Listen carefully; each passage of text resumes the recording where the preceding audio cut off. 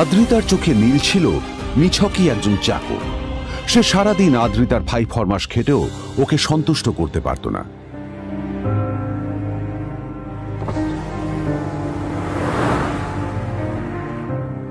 এত কিছুর পরেও কেন একজন ধনী বাবা তার মেয়েকে গরিব ছেলের সাথে বিয়ে দিলেন?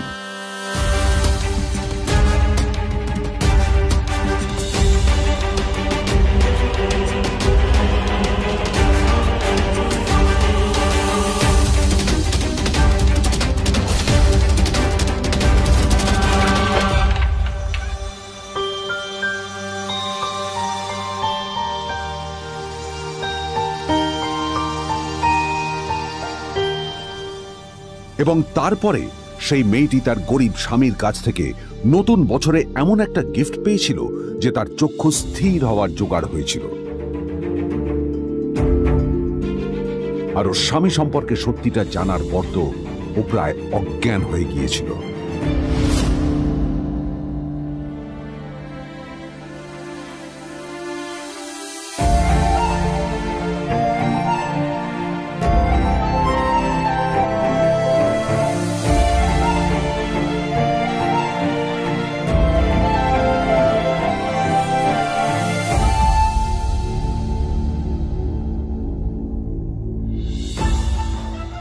আমার বাবা সবচেয়ে বড় ভুল করেছে তোমার মতো একটা গরিব ছেলের সাথে আমার বিয়ে দিয়ে। আমার সব বন্ধুদের স্বামীরা ওদের কত দামি দামি গিফট দেয়, আর তুমি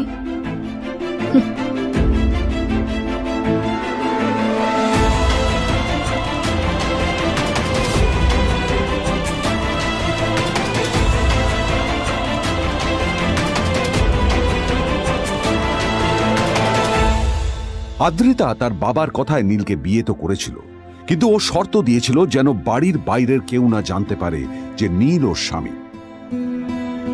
নীল ওই বাড়িতে ঘর জামাইয়ের মতো থাকলেও ও যেন ওখানে একজন চাকর ছিল। সবাই ওকে অপমান করত। ওই বাড়িতে না ও ঠিক মতো খাবার পেত, আর না ওর কোনো আলাদা ঘর ছিল। কখনো কার্পেটের উপর ঘুমোতো, তো কখনো আবার পোষা কুকুরের ঘরের পাশে নীলকে ঘুমোতে হতো। হাত খরচ মেটাতে ও এক জায়গায় ওয়েটারের কাজও করত। আদ্রিতা তার বন্ধুদের বলেছিল যে আদ্রিতা বিদেশে বিয়ে করেছে আর তার স্বামী লন্ডনের একজন খুব বড় বিজনেসম্যান। কিন্তু যখন আদ্রিতার বন্ধুরা ওকে ওদের স্বামীদের দেওয়া দামি দামি গিফটগুলো দেখাতো, তখন লজ্জায় ওর ভিতরটা পুড়ে ছাই হয়ে যেত।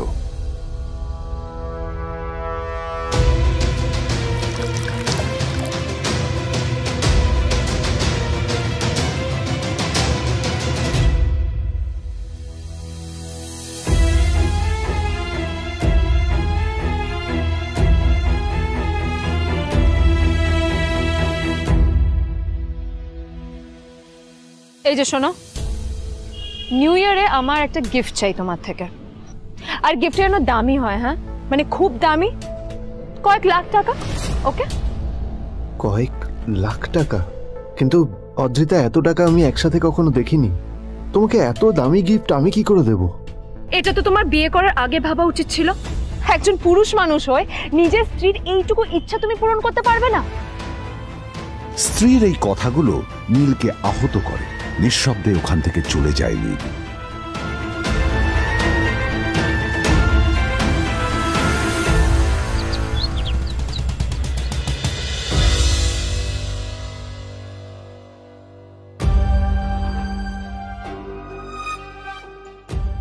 দুদিন পর নিউ ইয়ার পার্টির আগে নীল আদ্রিতার কাছে এসে একটা গিফট প্যাক দেয়।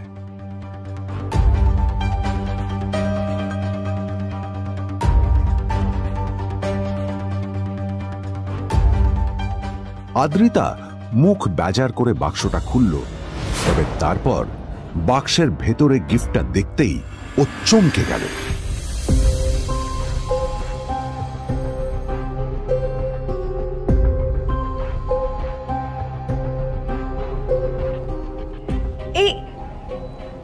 ফোনটা মানে এটা তো একটা স্পেশাল এডিশন, এটার দাম তো 3 কোটি টাকা।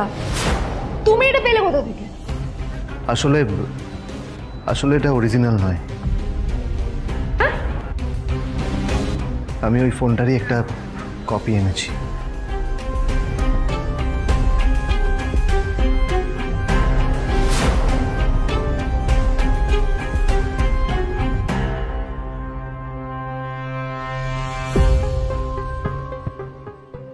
কিন্তু আদ্রিতার নীলের কথায় একটু সন্দেহ হয়, কারণ ফোনটা দেখে একেবারেই আসল বলেই মনে হচ্ছিল। পরের দিনই আদ্রিতা ওই কোম্পানির শোরুমে গেল। এই ফোনটা একটু দেখুন না প্লিজ। ওয়াও, আচ্ছা ম্যাম, আপনি কি মিস্টার রয় চৌধুরীর বন্ধু? কে মিস্টার রয় চৌধুরী? ও, আপনি কি ওই রয় চৌধুরী গ্রুপ অফ ইন্ডাস্ট্রিজের মালিকের কথা বলছেন? হ্যাঁ। না না, আমি ওনাকে চিনি না। আমি কেন, আমার মনে হয় কেউই ওনাকে চেনে না। বড় বড় মানুষেরাই ওনা দেখা পান না। আমিও কোনোদিন ওনাকে দেখিনি, কিন্তু সাডেনলি আপনি এই প্রশ্নটা করলেন কেন? অ্যাকচুয়ালি ম্যাম, আপনার হাতের এই ফোনটা আসলে এটা ফোনের স্পেশাল এডিশন। এই কাটিং, এই ডিজাইন, এই লোগো, এটা জাল করা ইজ নেক্সট টু ইম্পসিবল। আর গোটা ভারতে বিক্রি হওয়া এই ফোনের সেকেন্ড পিস এটা, যেটা মিস্টার রয় চৌধুরী কিনেছিলেন। সেজন্যই জিজ্ঞেস করছি ম্যাম, আপনি এই ফোনটা কোথা থেকে পেলেন? তবে কি নীলই মিস্টার রয় চৌধুরী, নাকি নীল এই ফোনটা চুরি করেছে? বেকার নীলের কাছে কোটি টাকার ফোন কোথা থেকে এলো? নীলের সত্যিটা তাহলে কি? আর ও যদি সত্যি বড়লোক হয়ে থাকে, তবে ও নিজের শ্বশুর বাড়িতে খরচামাই হয়েই বা থাকে কেন? আদ্রিতা এসব কথাই মনে মনে ভাবছিল। তবে আদ্রিতার বিশ্বাস ছিল যে কোনো না কোনো মতলব করেই নীল এই ফোনটা আদ্রিতার জন্য নিয়ে এসেছিল। কিছুদিন পর আদ্রিতা সেই ফোনটার কথা ভুলে গেল। নীল সকাল সকাল ঘুরতে বেরিয়েছে বাইরে।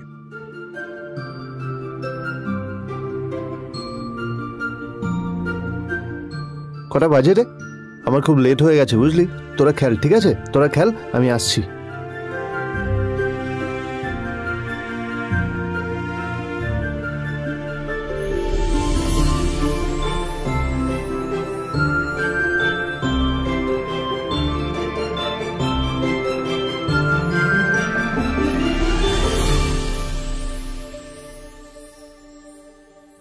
নীল, জল পড়ছে না কেন দেখো না। নীল, নীল, নীল কোথায় গেল? নীল,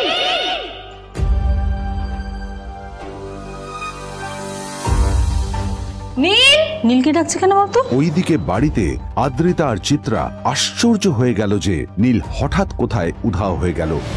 মা তোমাকে কিছু বলে গেছে নীল? হ্যাঁ, কোথায় গেছে ও? না, আমি ওর কোনো খোঁজ খবর রাখি না। আমার একটা কথা মনে হচ্ছে, ওকে না এবার একটু শীতে করতে হবে। একটা কাজে যদি আসতো ছেলেটা, যখনই কোনো কাজের কথা বলি ভ্যানিশ হয়ে যায়।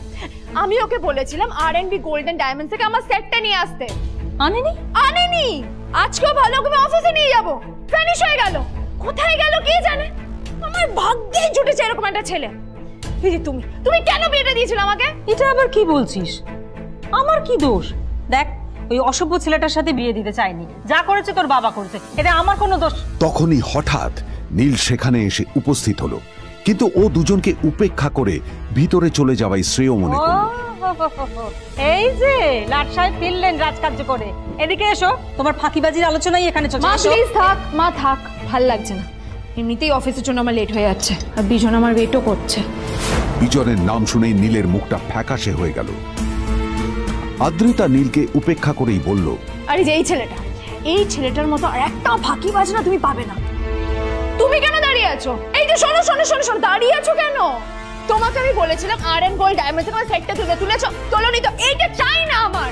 তুমি আমার সাথে অফিসে যাবে, ফেরার পথে তুমি সেটটা নিয়ে আসবে। তোমার জন্য সবসময় লেট হয়ে অফিসে, তোমার জন্য রক্ত লাগে। আর ব্যাগটা নিয়ে ওর পেছন পেছন কোথায় যাচ্ছ? যা দিয়ে ওখানে রেখে এসো। নীল চিত্রার সাথে মাঝে মাঝে ঝগড়া করলেও তার স্ত্রী আদ্রিতার সাথে ও কখনো ঝগড়া করতো না। সত্য সব অপদার্থ।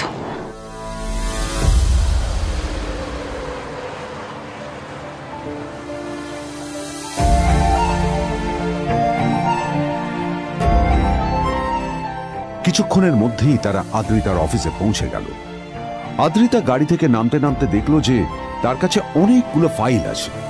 নীলের দিকে তাকিয়ে ওকেই ফাইলগুলো নিয়ে ভেতরে আসতে বলল। চলো, হাঁ করে দাঁড়িয়ে আছো কেন? ফাইলগুলো নিয়ে ভেতরে এসো।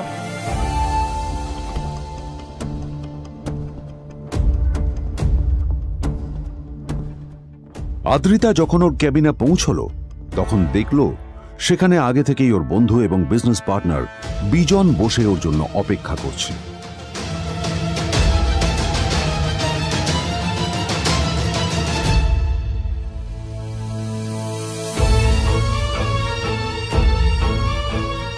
কোথায় ছিলে বলো?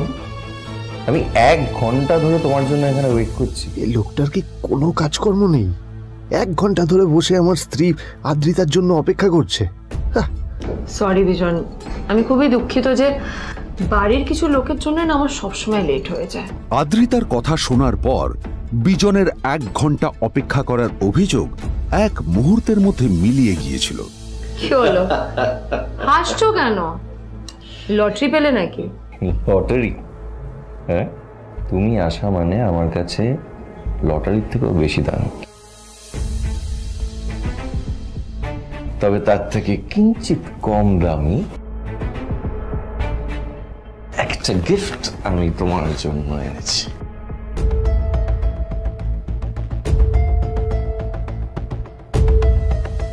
This is a rare diamond necklace for you. এটা আমার জন্য? সত্যি? এই শহরে এটা খুঁজে পাওয়া খুব বিরল। Just like you. Like it? Thank you. You're welcome. Thank you for the gift. আসি তাহলে এখন।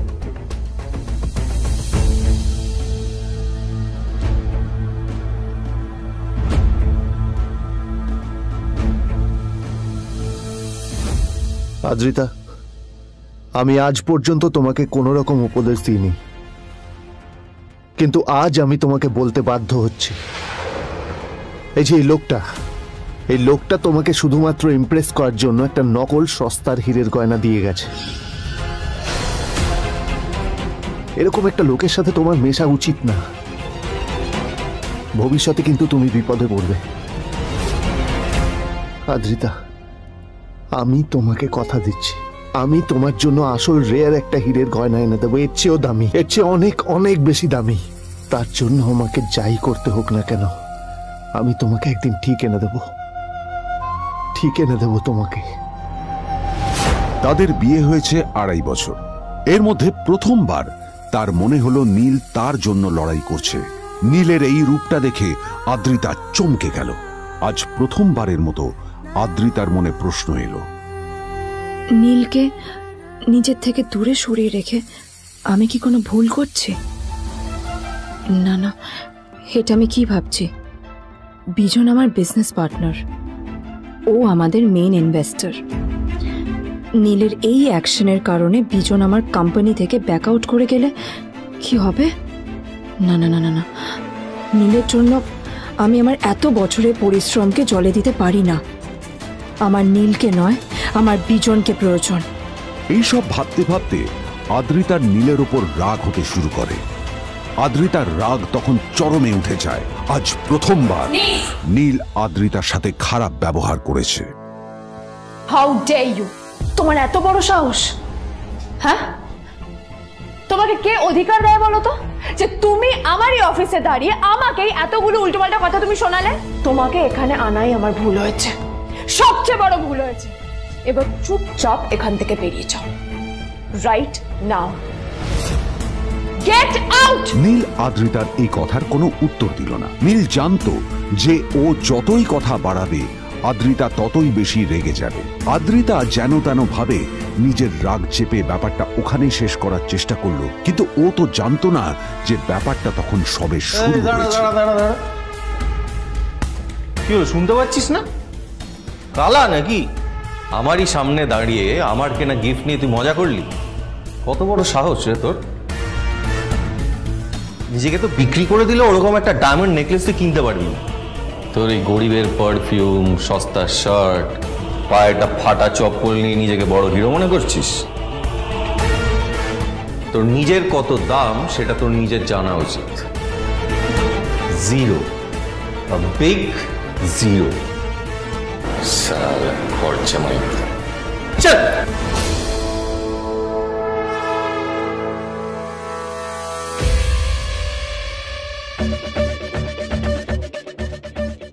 নীল তখনও ঝামেলা করার মেজাজ ছিল না, কিন্তু যখন কেউ অন্যের নীরবতা সুযোগ নিতে শুরু করে তখন কথা বলাটা প্রয়োজন।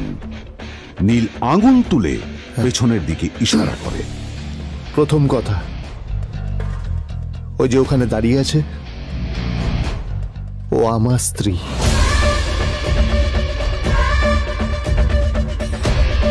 তাই আমার স্ত্রীকে তোমার নেকলেস দেওয়ার কোনো অধিকার নেই। ওকে যদি নেকলেস দিতে হয় তাহলে আমি দেব। তাই এসব ফ্রডগিরি বন্ধ করো। আর দ্বিতীয় কথা, যার পকেটে পয়সা নেই ঝনঝন আওয়াজ করা তার মানায় না।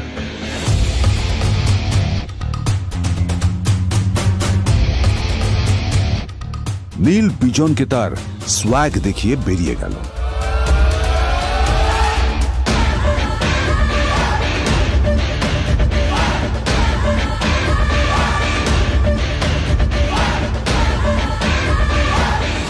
আদ্রিতার রাগে গজগজ করছিল।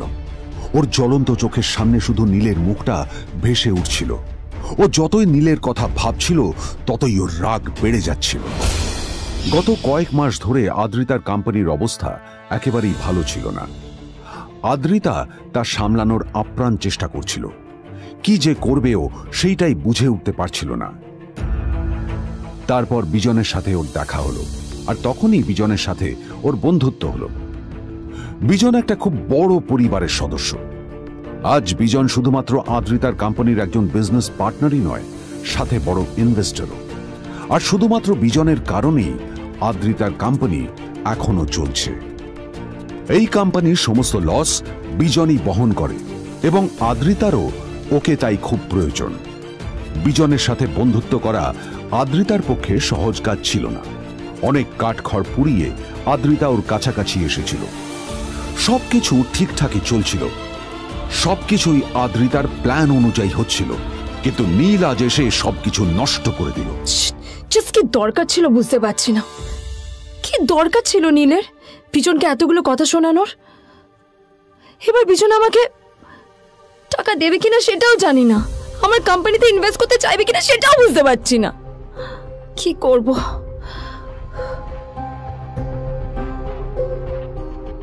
এখন আদ্রিতা ওকে কিভাবে বোঝাবে? ভুল করে যদি বিজন ওর টাকা ফেরত চায় তবে আদ্রিতার কোম্পানি সেন কর্পোরেশন খুব বড় সমস্যায় পড়ে যাবে। তারপর কি হবে? সেন পরিবারের দেখভাল কে করবে? এইসব ভাবতে ভাবতে আদ্রিতা নিজের উপরেও রেগে গেল। আসলে দোষটা ওর নিজেরই। আদ্রিতা কেন নীলকে ওদের মাঝে আনতে গেল? নীলকে অফিসে নিয়ে আসারই বা কি দরকার ছিল? আর যদি সে নীলকে সাথে করে না আনতো তাহলে বিজন এখন ওর সাথেই বসে থাকতো।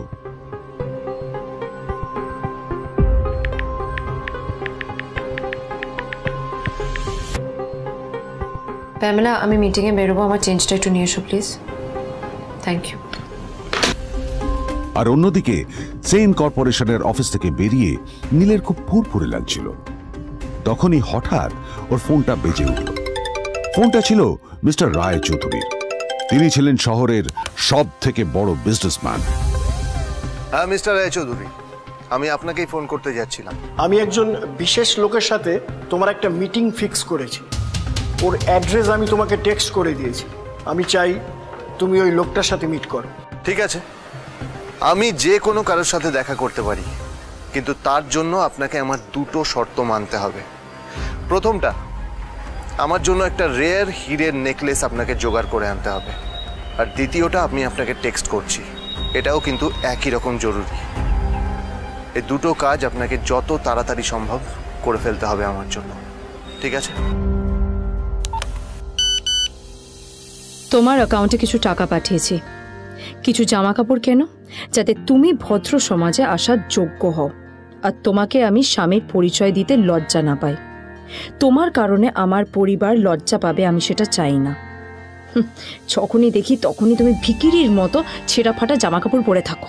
আসলে আদ্রিতার বাড়িতে আজ ফ্যামিলি ডিনার পার্টি ছিল, আর শেষবার নীলের জন্য ওকে অনেক ঝামেলা পোহাতে হয়েছিল। মেসেজ পড়ে নীল ফোনটা নিজের পকেটে রেখে রাস্তার ধারে গিয়ে একটা ট্যাক্সি থামানোর জন্য হাত বাড়িয়ে দিল।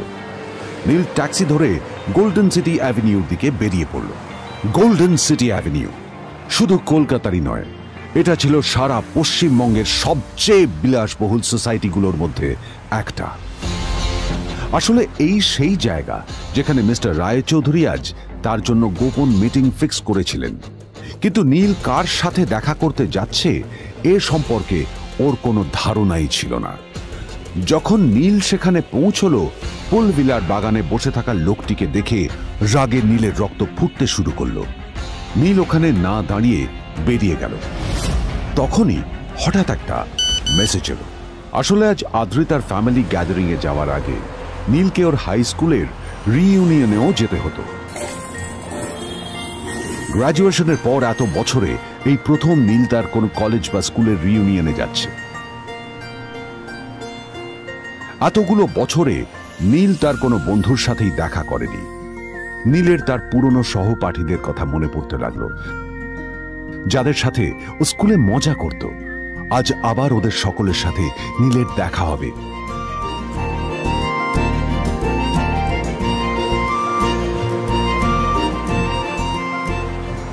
আর এই সব কিছু ভেবেই নীল এক্সাইটেড হয়ে যাচ্ছিল। আসলে সোহিনীকে নীল তার স্কুল টাইমে পছন্দ করত।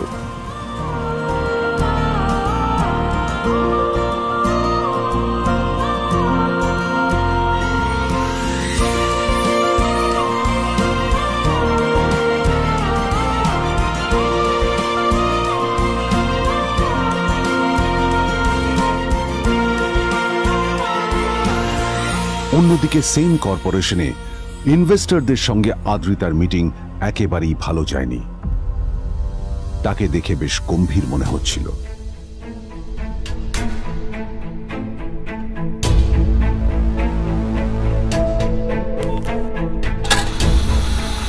ভাই, পৃথিবীতে এমন লোকও আছে, কি দিমাগ দেখলি? হ্যাঁ, কাজকর্ম তো কিছু করার নেই, আর কিছু করেও না। হ্যাঁ, শুধু চলে এসছে আমাদের ম্যাডামকে রাখাতে। এই 1 বছরে না কিচ্ছু বদলায়নি। আরে আমি তো ভেবেছিলাম যে এর সাথে ম্যাডামের আর কোনো সম্পর্কই নেই, কিন্তু না, এখন যা দেখছি উল্টে ম্যাডামের মাথায় উঠে নাচছে। আমার মাঝে মাঝে মনে হয় এদের দুজনের বিয়ে কিভাবে হলো। আর বিয়ে তো অনেক পরের কথা, 2 বছর হয়ে গেল এদের এখনো ডিভোর্স হলো না। হ্যাঁ, আমার তো ভাবলে কিরকম অবাক লাগছে। যা বলেছিস।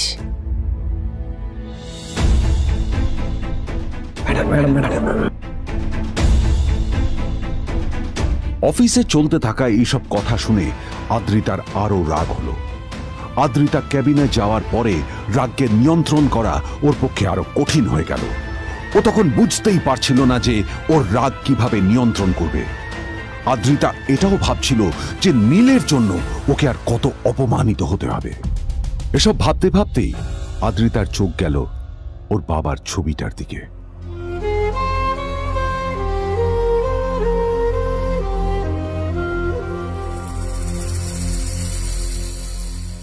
আমি তো তোমার সবচেয়ে প্রিয় মেয়ে ছিলাম বাবা, তাই আমি সবসময় ভেবেছি যে তুমি আমার জন্য যাকে সিলেক্ট করবে সে সব থেকে শ্রেষ্ঠ হবে। তাই আমি নিজে থেকে কখনো কোনো রিলেশনশিপে যাইনি, আর তোমার কাছে বিয়ের কোনো শর্তও রাখিনি। কিন্তু তুমি না আমার সাথে কি করলে? এই গাধাটার সাথে আমাকে বিয়ে দিলে। আমার জীবনটা নষ্ট হয়ে গেল, শেষ হয়ে গেল।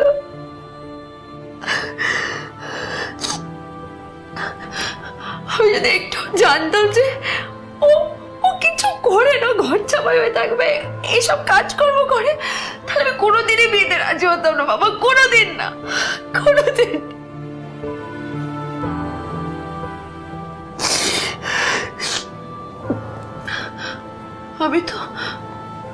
আমি তো সবসময় ভাবতাম যে বাবা মারা তাদের সন্তানের ভালো চায়, কল্যাণ চায়, তাদের জন্য চিন্তা করে,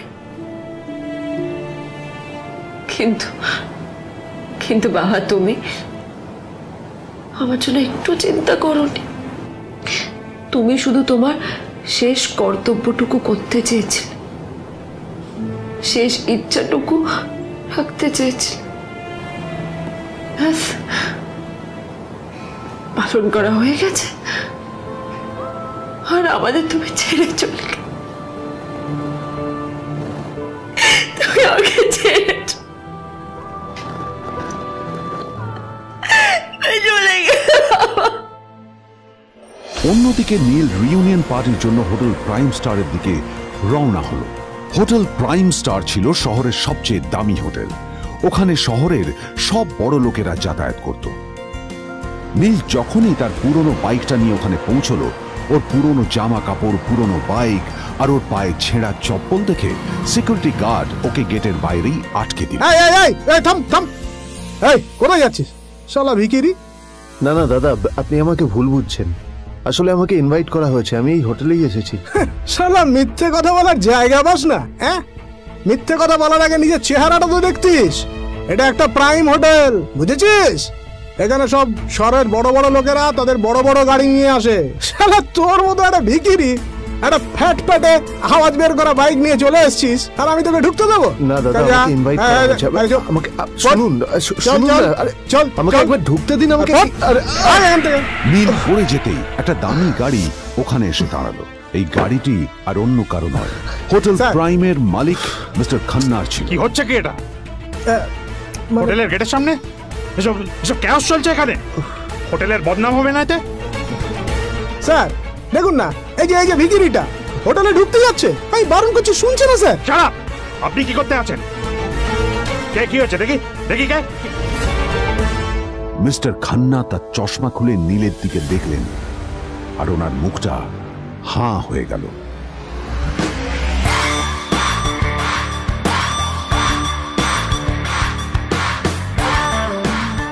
নীল স্যার, আপনি?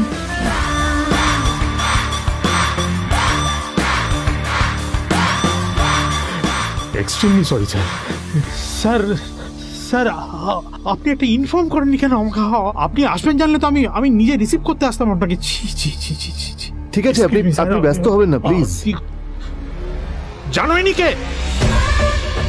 নিজের বসকে এভাবে একজন ভিখারিকে হাতে পায়ে ধরতে দেখে গার্ডটিও অবাক হয়ে গেল। আরে sir sorry sir, extremely sorry, আপনি আমার সঙ্গে আসুন। সরি স্যার, সরি ভুল হয়ে গেছে স্যার। সালাম স্যার। নীল কি তবে সত্যিই একজন খুব বড়লোক কেউ?